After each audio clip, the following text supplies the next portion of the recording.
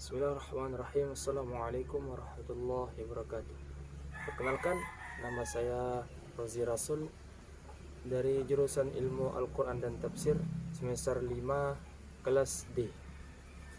Baik, pada hari ini kita akan membahas tentang dua tokoh orientalis. Bagaimana sih pemikiran, pendapatnya mengenai hadis?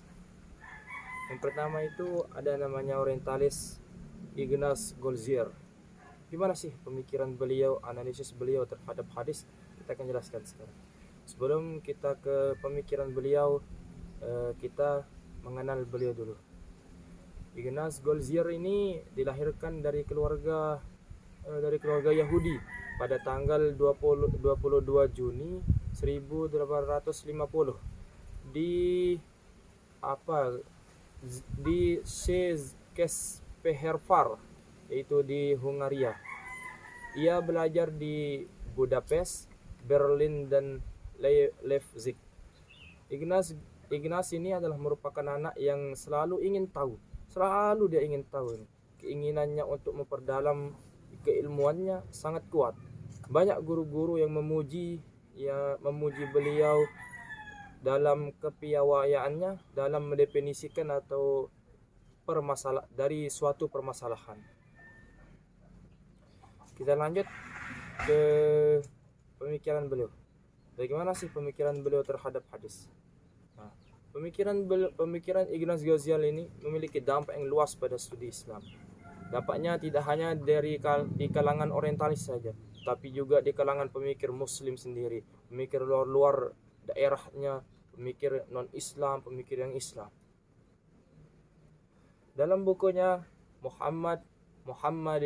Muhammadinische Studios, Goldziher mengatakan bagian terbesar dari hadis tak lain adalah hasil perkembangan Islam pada abad pertama dan kedua, baik dalam bidang keagamaan, politik maupun sosial.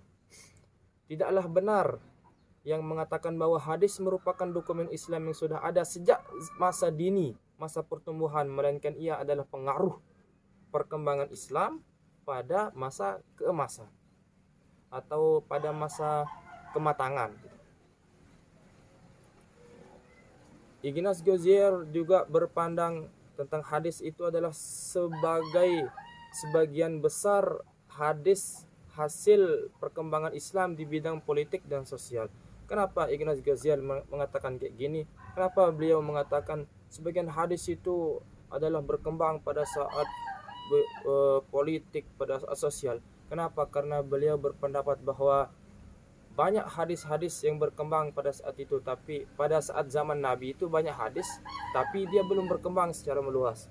Nah, terus kenapa beliau mengatakan di bidang politik, di bidang sosial? Karena sejarahnya itu kan Nabi SAW sudah meninggal, sudah wafat.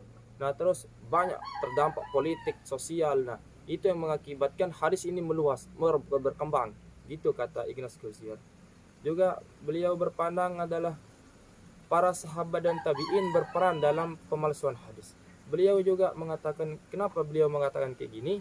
Karena beliau itu berpendapat bahwa sahabat dan tabi'in itu dia sangat berperan dalam pemalsuan hadis karena banyak hadis-hadis palsu. Nah, dia mengatakan itu adalah sebagian juga ada orang sahabatnya para tabi'in yang mempermalsukan hadis tersebut. Ignaz Goldziher juga berpandang tentang adanya rentang waktu yang jauh membuka peluang bagi tokoh-tokoh dari berbagai sekte untuk membuat hadis dengan tujuan memperkuat aliran mereka. tidak aliran dari teoritis dan praktis, tidak mengkonfirmasi pendapatnya dengan tradisi atau praktis, tidak mengkonfirmasi pendapatnya dengan tradisi yang tampaknya otentik di bidang akidah, fikih dan atau politik. Nah, kenapa Ignaz Ghozier mengatakan kayak gini? Karena dia berpendapat bahwa ada banyak tokoh-tokoh atau aliran-aliran yang dari luar itu dia membuat hadis. Seakan-akan dia ingin memperkuatkan alirannya. Dia mengatakan hadis Nabi SAW, aliran saya yang paling benar, aliran saya yang paling lurus, ihdinas siratal mustaqim, katanya. Ignaz Ghozier juga berpendapat bahwa dalam sudut pandang kritik dari kalangan muslim berbeda dari sudut pandang kritik dari non-muslim yang tidak menerima kebenaran banyak hadis yang diakui benar oleh umat Islam. Nah, ini mengapa Ignaz Ghozier mengatakan kayak gini? Karena sepemandangan, seanalisis Ignaz Ghozier itu adalah beda pendapatnya antara yang Islam sama non-Islam. Dia berbeda pendapat sehingga banyak hadis yang tidak diakui benar oleh umat Islam itu sendiri. Ignaz Ghozier juga menggambarkan 6 buku hadis, yaitu dia mengumpulkan buku hadis yang 6, terus berbagai jenis hadis yang tersebar oleh para penyusunnya, yaitu yang dianggap sahih dan asli seperti Imam Bukhari, Imam Muslim, dan imam-imam yang lainnya. Ignaz Ghozier juga berargumentasi tentang hadis itu, yakni memberikan interpretasi terminologi tentang hadis sebagai sebuah cerita dan komunikasi, sebuah cerita dan komunikasi yang tidak hanya berlaku di antara orang-orang yang menyebut kehidupan religius sebagai sebuah hadis, tetapi yang dimaksud adalah informasi historis baik yang bersifat sekuler maupun religius, baik yang terjadi di masa lalu maupun pada waktu tertentu. Lebih lanjut lagi, Ghozier memberikan penjelasan bahwa dalam konteks legenda atau dongeng kata hadis juga diterapkan pada subjek cerita. Oleh karena itu pernyataan menjadi hadis adalah contoh yang akan selalu diceritakan oleh generasi pada selanjutnya. Mungkin itu saja tentang Ignaz Ghozier. Kita beralih pemikiran tentang Joseph Scott. Bagaimana sih pemikiran Joseph Scott ini? Kita akan jelaskan sekarang. Sebelum kita ke pembahasannya, kita harus mengenal dulu Joseph Scott. Semoga kita mendapat berkah dari para orientalis ini kan.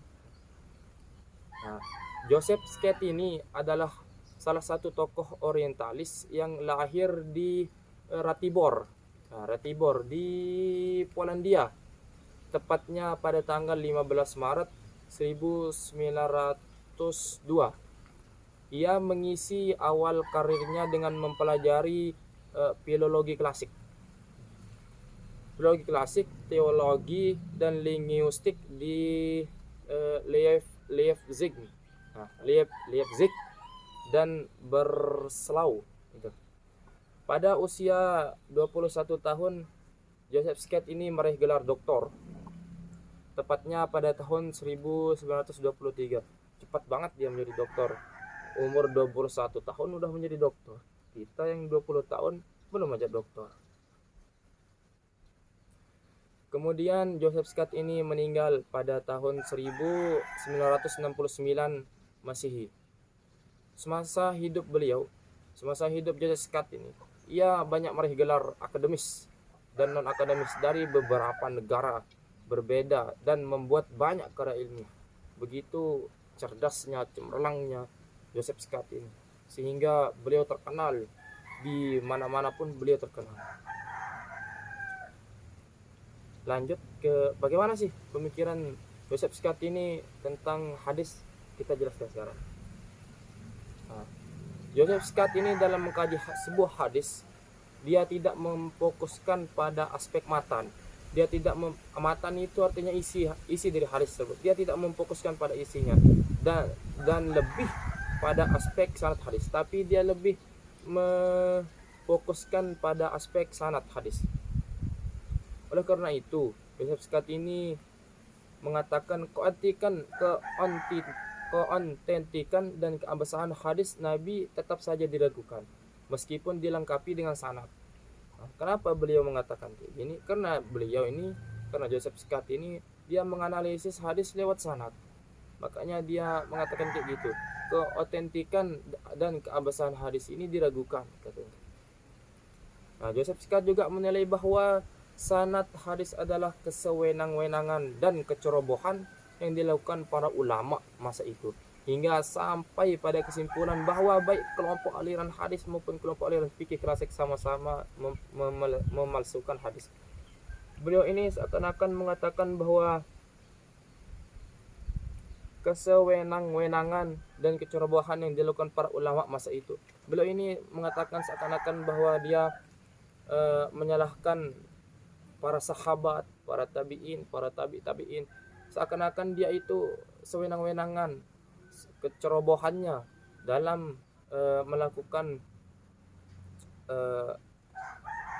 mempersatukan hadis yang ini loh hadis sahih, ini loh hadis yang tidak sahih, atau yang dikatakan dengan hadis tidak sahih,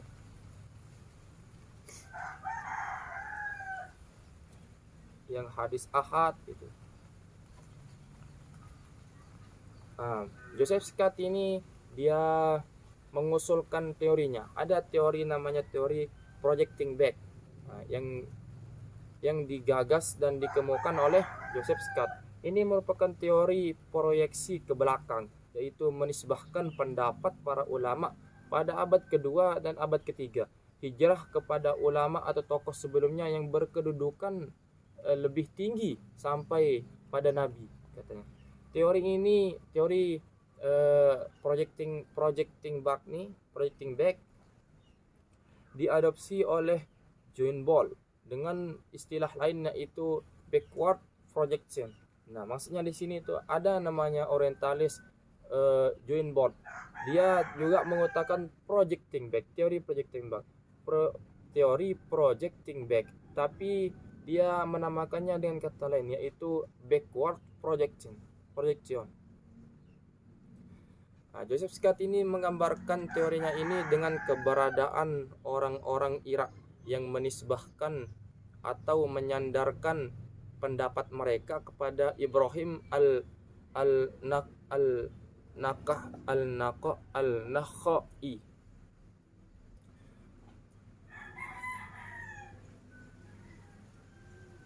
Bagaimana sih penerapan projecting back ini? Joseph Scott mengatakan bahwa terjadi penyandaran argumentasi terhadap argumentasi terkait keputusan hukum oleh ulama-ulama atau para qadi pada abad kedua dan abad ketiga Hijriah. Ulama-ulama yang mana? Ulama-ulama yang terdahulu atau ulama pada abad sebelum kedua Hijriah. Dalam hal ini menurut Joseph Scott ini, para ulama Irak menisbahkan pendapat mereka kepada Ibrahim al-Nakhai yang wafat pada tahun 95 Hijriah.